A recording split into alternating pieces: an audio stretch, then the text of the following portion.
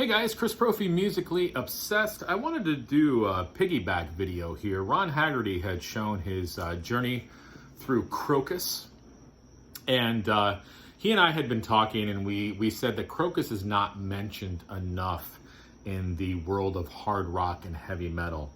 And they are a great band. They're one of those bands that sort of, for me, I never really got into as a kid, and just over the last probably 10 years or so, I've been really listening to quite a bit of Krokus.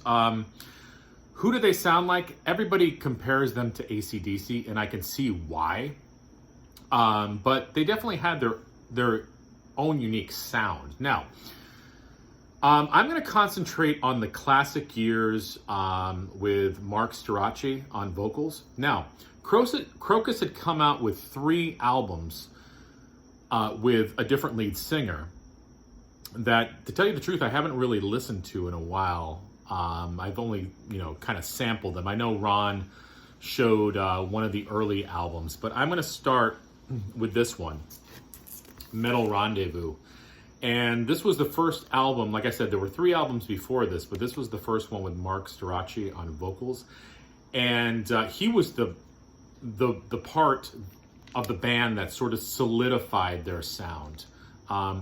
Just a really kick-ass hard rock heavy metal album.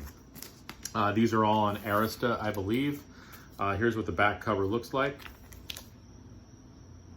Okay. Let me tell you some of the songs. Heat Strokes, Bedside Radio, Tokyo Nights, Lady Double Dealer. Just a lot of great songs. And like I said, do they sound a little like AC/DC? Yes, they do, but they also bring their own sound to the table as well. After Metal Rendezvous came Hardware. Okay, I love these 80s covers. Again on Arista. Here's what the back cover looks like. Now, what do you have on here?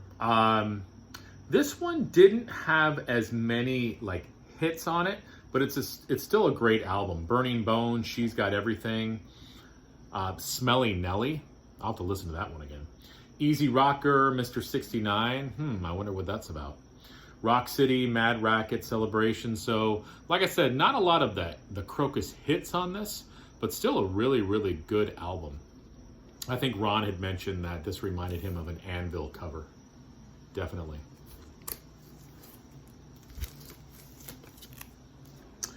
Next, and again, these are all with Mark Storace on vocals, One Vice at a Time. Still trying to figure out what that cover looks like. It looks like the door of a dungeon closing.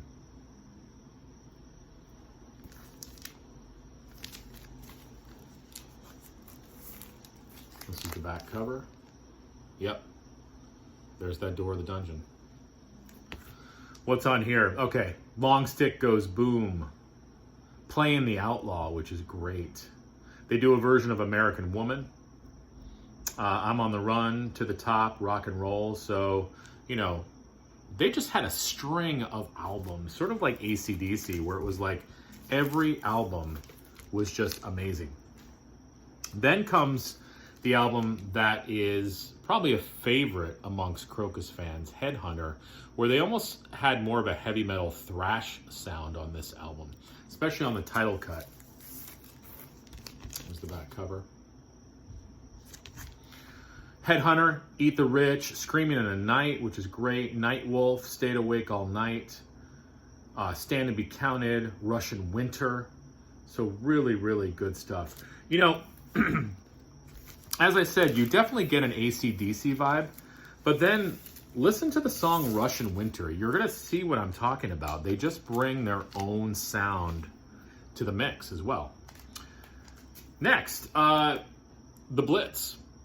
And I've shown this cover before. It sort of looks like an 80s horror film. Again, with Mark Storace on vocals. Different Arista label now. This was sort of Krokus sort of starting to be a little bit more mainstream, if you will. But you've got some great songs on here. Midnight Maniac, Boys Night Out, They do their version of Ballroom Blitz, Rock the Nation, Hot Stuff, Ready to Rock. But you can tell on the back, starting to get a little bit more stylish, spending a little bit more time on their hair, and you know, just sort of moving away from the heavy metal on Headhunters into more of like a radio-friendly sound. And then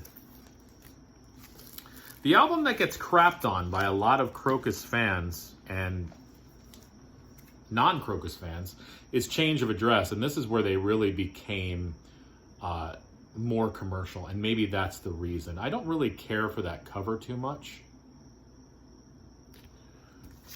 Arista. But this is really a very good album. Is it more produced than the other Krokus stuff? Yes. Does it have more of a pop sheen to it? Yes, but I really like it. Burning Up the Night, they do their version of School's Out. Let This Love Begin, Hard Luck Hero, Say Goodbye, Long Way From Home, Hot Shot City, World on Fire. So some really, really good stuff still. Change of Address. Then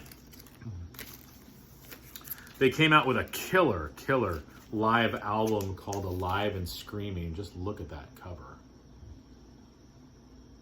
Okay, so this was the Change of Address tour. And as you can imagine, they're singing all the hits on here. Long Stick Goes Boom, Eat the Rich, Screaming in the Night, Hot Shot City, Midnight Maniac, Bedside Radio, Stayed Awake All Night, and they end with Headhunter. So really, really nice concert piece by Krokus. Alive and Screaming. And lastly, the last classic album with Mark Storace, because he did come back and do other albums. But I'm going to end with Heart Attack. I don't know what I was going to say, Heart Attack. What's different about this is you'll notice the Krokus logo changed. They went from that to that. And I remember asking Ron about it, like, I wonder why they changed the logo. Keeping up with the times, maybe pressure from the record company. Even the cover is a little bit more streamlined. But this is a great album. Oh, they moved to MCA for this one. Really dig this record. Everybody Rocks, Wild Love, Winning Man, Axe Attack. Yeah, I remember Ron talked about that. Listen to the song Axe Attack. Killer heavy metal. Rock and Roll Tonight, Flying High, Shoot Down the Night, Bad Bad Girls, Speed Up. Really good album. Then, after this, came the album Stampede. Now, I know Ron had said that that's his favorite Krokus album. To tell you the truth, I had never heard that album. I've only heard little snippets, but Mark Storace wasn't singing on that. And he did come back, and they've done a lot of albums since, so I don't have those on vinyl. I have them on CD, so I might have to pull those out, get them out of storage, and show you some of the later Krokus albums when Mark Storace came back. So, bottom line, I wanted to piggyback on what Ron showed because I feel like Krokus needs to be mentioned more. They kind of get forgotten, and they shouldn't. They're a great hard rock heavy metal band. Again, do they sound like AC/DC? Yes, but like I said, they bring their own sound to the table as well. You might be saying to yourself, well, Chris, if I was going to buy a Krokus album, because I don't want to buy all of them, but Chris Profi, which Krokus album should I buy? Okay, well, I would definitely... Well, the first one that comes to mind is Headhunter. This is a classic. This is probably their best album.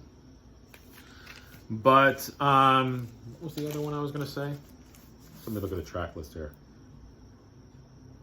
You know, this is another great one too. One Vice at a Time. This is the one with Long Stick Goes Boom, American Woman, Playing the Outlaw. This is a really good one too.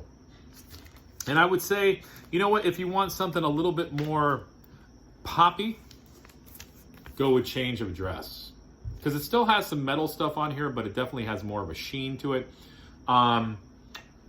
I would almost compare this album to Twisted Sister's Love is for Suckers. So if you kind of get that in your mind, that'll kind of give you an idea about what you're going to get. So bottom line, Ron and I want you to listen to Krokus. Ron and I want you to have at least one Krokus album in your collection. Can you do that for us? All right, guys, have a good night.